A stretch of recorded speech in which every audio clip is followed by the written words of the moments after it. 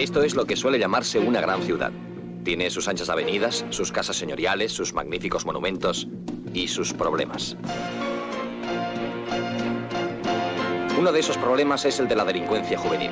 Y dentro de ella, un reducido grupo de menores, entre los 12 y 16 años, lanzados a una vertiginosa carrera de delitos hasta hace poco exclusivos de los malhechores más veteranos. Miles de coches robados y estrellados. Asaltos a tiendas, robos de armas, atracos a parkings, gasolineras, incluso a bancos. Una escalada impresionante que a providencias. El problema existe, está ahí, y no podemos volverle la espalda. Por desgracia, no es el problema de un barrio, como algunos pretenden, ni de un distrito, ni siquiera de nuestra ciudad, sino de todas aquellas que sufren los males de un incremento de población acelerado y sin control. De una sociedad lanzada por la pendiente de la vida fácil, del lujo y del exhibicionismo. Nadie debe sentirse personalmente aludido por lo que se relata en esta película, pero todos estamos implicados en el problema. Y en el fondo, todos somos culpables, y a todos nos toca hacer algo por remediarlo. Estaba outro día perdendo tempo en internet cando me atopei con isto, un enlace a change.org onde pedían a modificación da lei do menor.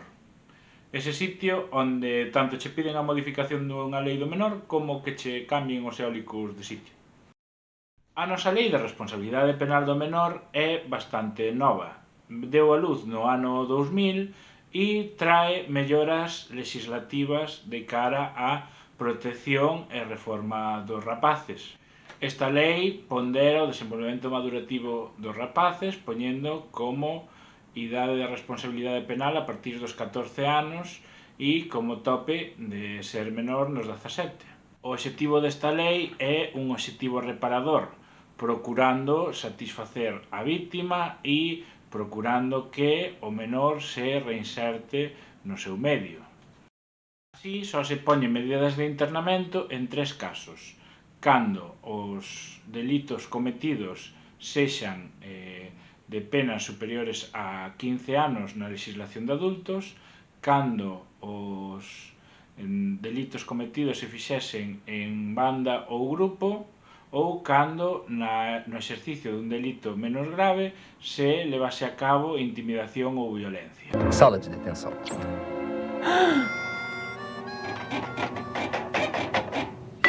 Calma aí, meu jovem. Vai acabar se cansando sem necessidade. Vamos ver as crianças em liberdade.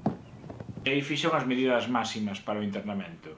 Con 14 e 15 anos, os rapaces poden estar un máximo de 3 anos, sendo o máximo de 150 horas de prestación á comunidade e 12 fines de semana de permanencia de fin de semana.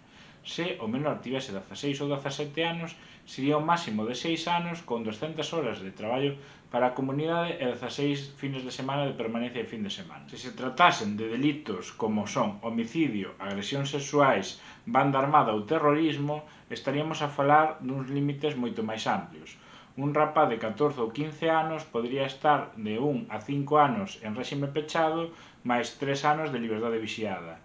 O outro rapaz de 16 ou 17 anos podría estar de 1 a 8 anos en réxime pechado máis 5 en liberdade vixiada. Se con 17 anos fixeras unha animalada destas, poríaste coas penas máximas nuns 30 anos para rematar as túas medidas derivadas do delito cometido. Os casos que hai detrás deste tipo de delitos ou destas características, aquí vos deixo as estadísticas de 2012 recollidas do INE e a población total destas idades. Os casos máis sonados a nivel de prensa remataron tendo algunha cuestión relacionada coa saúde mental dos agresores.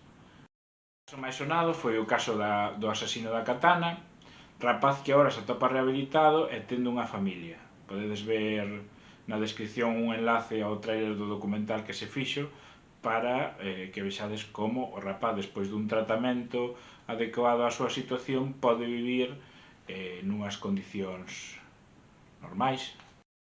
Se revisamos o resto de casos históricos que tiveron algunha relevancia a nivel de prensa, sempre estuvo relacionado con algún tipo de liorta, intervención de persoas maiores no proceso ou saúde mental. Deixo vos tamén abaixo un link a un artigo de prensa sobre o asunto, bastante amarillento, pero que recolle varios casos. Esta lei foi diseñada para mellorar a situación dos rapaces que, por algún motivo, acabasen tendo algún comportamento de tipo delictivo. É dicir, é unha lei que está pensada para axudar a estas persoas, reinsertar a estas persoas e traballar no medio. Os casos de réxime pechado son aqueles que son máis chamativos, pero, en xeral, procúrase traballar que estes rapaces continúen no medio e reparen o dano feito. Así que antes de asinar calquer movida que vos saia por internet, primeiro lede a prensa, despois lede a legislación que está relacionada co tema, despois dade un paseo, descansa da cabeciña, dormida a sesta e, en último caso, esqueceivos do asunto. O link orixinal de Change ten fotos da menor e datos persoais que creo que moi legais non deben ser. Non pretendí dar demasiado a chapa, pero se queredes saber máis sobre a legislación dos menores e neste caso sobre a legislación de responsabilidade penal do menor, comentádemo nos comentarios e amplío vos a información que faga falla. Pero non firmedes cousas en change.org. Afinal de contas, por que alguém não pensa nas criancinhas?